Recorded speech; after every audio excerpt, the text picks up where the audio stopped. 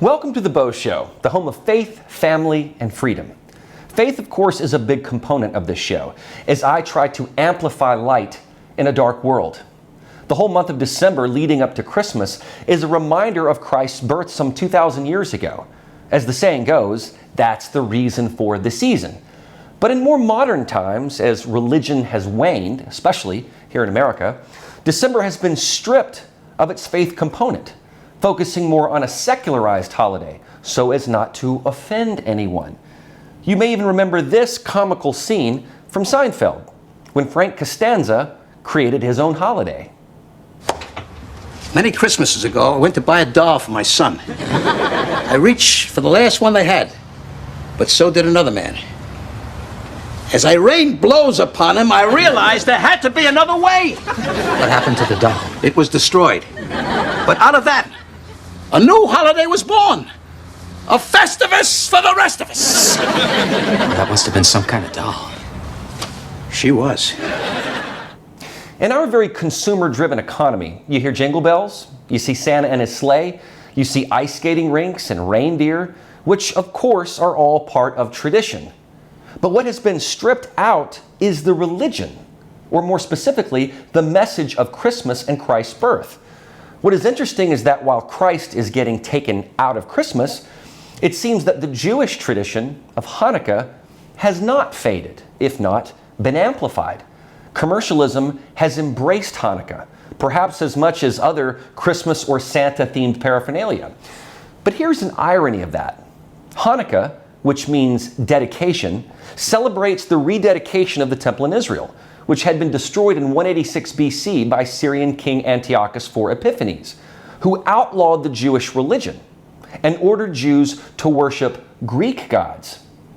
Judah Maccabee helped drive the Syrians out over 2 years, rededicating the temple and lighting the menorah, which, according to the Talmud, only had enough oil for 1 day, but ended up lasting for 8 nights. This was the Hanukkah miracle, all happening before the birth of Christ. So while modern celebrations in our department stores and other public displays tend to downplay or remove the manger, they have no issue with the menorah, which symbolized a miracle in Judaism, which of course foreshadows the birth of Jesus, the Jewish Messiah, a different miracle. While brands will try to remove mentions of Jesus, even Hanukkah commercialism still points back to the sacredness of the temple and the miracle in which Jews were allowed to practice their religion. So this leads me to Tim Allen's new Disney Plus series, The Santa Clauses. Here's a trailer. Attention, everyone! Santa has an announcement to make. For the good of Christmas, for the good of my family, I, Santa Claus, have decided to retire.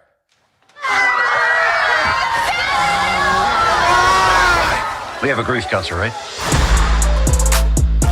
You're interviewing to become Santa Claus. Yes. Can't wait to rub this in Brady's face. All I do is Give us your best ho, ho, ho. Oh, okay. Here we go. Ho, ho, homaha! Homaha! You see that? I called a little audible there. Anyhow, thanks so much. I sing, by the way.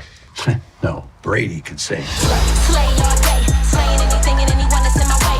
You just good, but I'm so cool. That's me. All I do is slay. The Peyton Manning cameo is quite funny, I have to say. Allen seems to be happy with how Christmas is depicted in the series. He told Fox News, "We honor the Christian tradition without heralding it. It is what it is. It's a Christian holiday, so we don't belabor it, but we don't ignore it. I love the way we deal with it." In one of the episodes, Allen's character of Scott Calvin is asked what is bothering him, and he bemoans that saying Merry Christmas to all has suddenly become problematic. Filmmaker Scott Weinberg pointed this out in a tweet and elaborated. "It just struck me as a truly weird thing to put in a kids series. Wants to stop us from saying Merry Christmas is not some random campaign. It's a low-key effort to vilify anyone who doesn't celebrate this holiday. In a grown-up movie, I just groan and ignore it.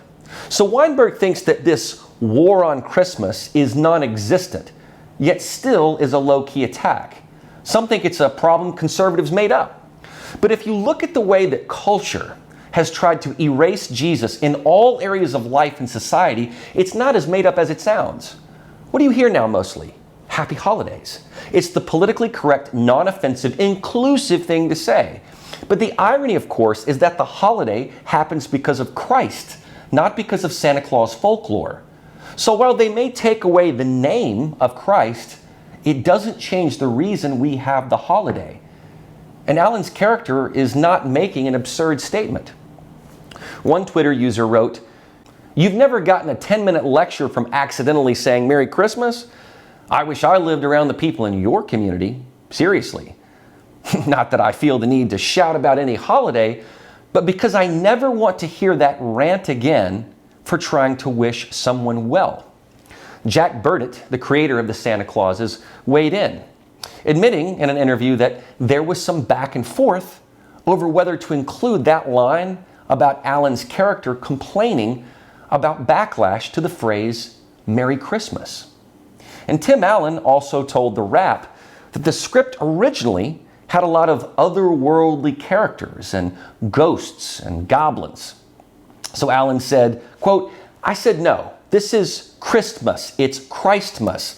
It literally is a religious holiday. We don't have to blow trumpets, but I do want you to acknowledge it. That is what this is about. If you want to get into Santa Claus, you're going to have to go back to history, and it's all about religion," unquote. In his interview on the Kelly Clarkson Show, he said this.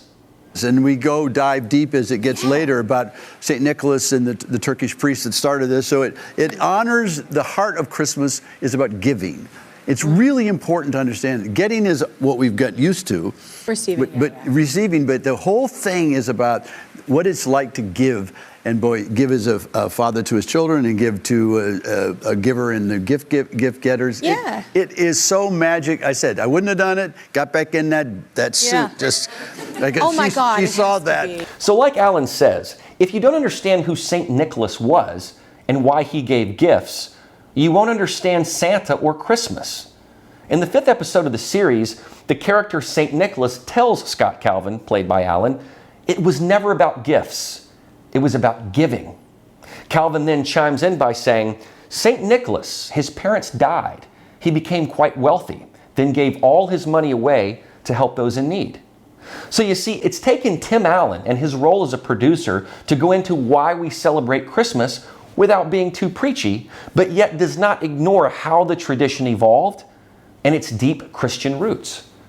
Without this, there is no Christmas tradition. And the universal message here is giving. And remember from the Bible that for God so loved the world that he gave his only begotten Son. That was the greatest gift. A human being who could save the human race from depravity. Most people are receivers, not givers. So if we are to understand this season and why we celebrate it, we should take the history and context into account. Rather than understanding Santa, this old man who goes around giving gifts, we are only focused on what we are getting out of the deal. We are not looking at him as the example.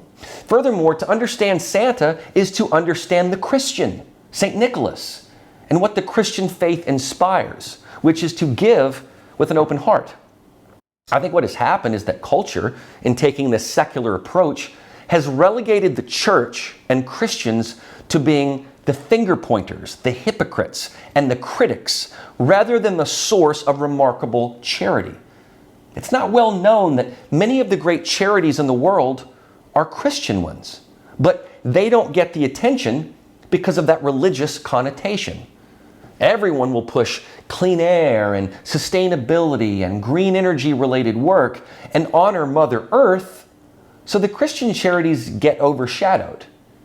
Because America's largest religion is Christianity, progressives have found a way to attack it merely for being the majority, as if being the majority is inherently problematic, like being white or male, for instance. So saying Merry Christmas has become taboo in some ways because progressives have wanted to get the religious aspect out of it. since it might seem non-inclusive. It's not so much a war on Christmas as it is a subtle social engineering and conditioning.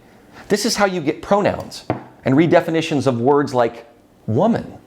It won't happen in a day, but if you get enough influencers and companies parroting it, it will then condition you to do the same.